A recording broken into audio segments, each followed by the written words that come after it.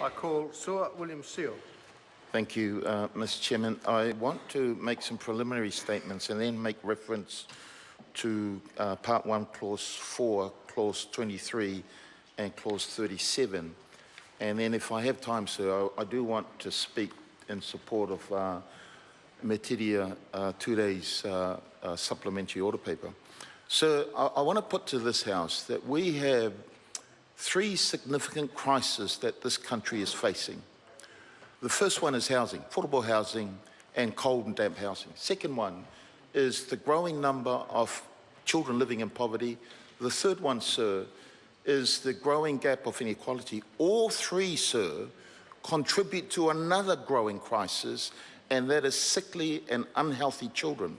But I'm told by those in the medical profession that if we get the affordable housing and if we get housing to be more warm, more healthier, then we can fix the growing number of sickly and unhealthy children.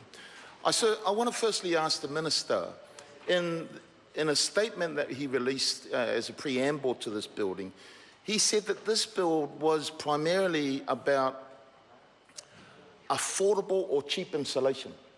And yet I heard earlier, sir, that he talked about saving lives.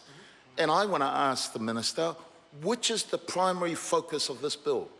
Is it about cheap insulation or about saving lives?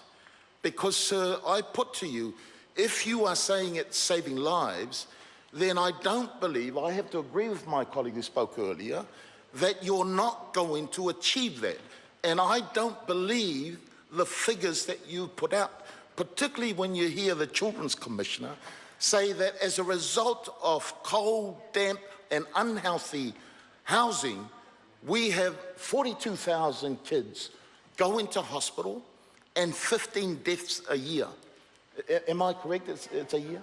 So I'm asking the Minister, is it true that the primary focus of this bill is about saving lives, or is it true what he released in the preamble statement leading to this bill, that it was about cheap insulation?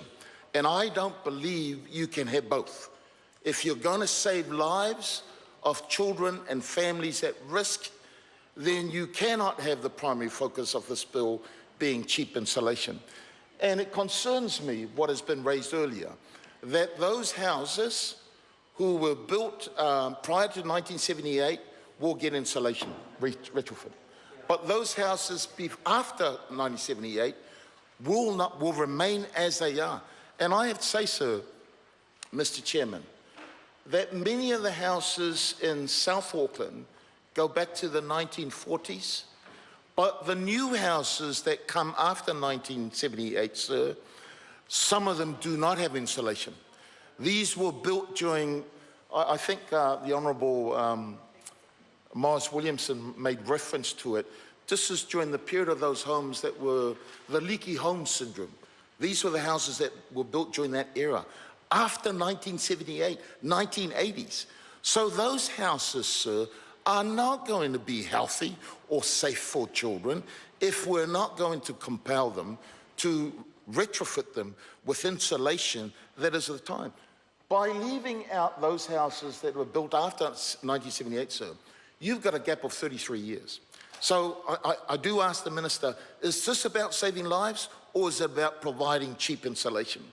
And if it is about providing cheap insulation, there we go again, sir. You lead yourself at the condemnation of the public, because the public will be seeing this and they will say, there he goes again, supporting his mates rather than doing the right thing for the country.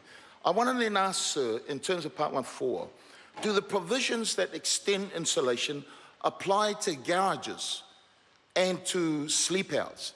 Because, sir, and cars, well, sir, right now, at this very moment, we have a number of families with children living in garages with concrete floors. There is no insulation on the walls. It is merely a piece of concrete or iron around that and a boarding up against the wall, but there's no insulation. There's also no insulation, Mr. Chairman. Mr. Chairman. The Honourable Nick Smith. Mr. Chairman, I want to rise to the challenge of the points that are made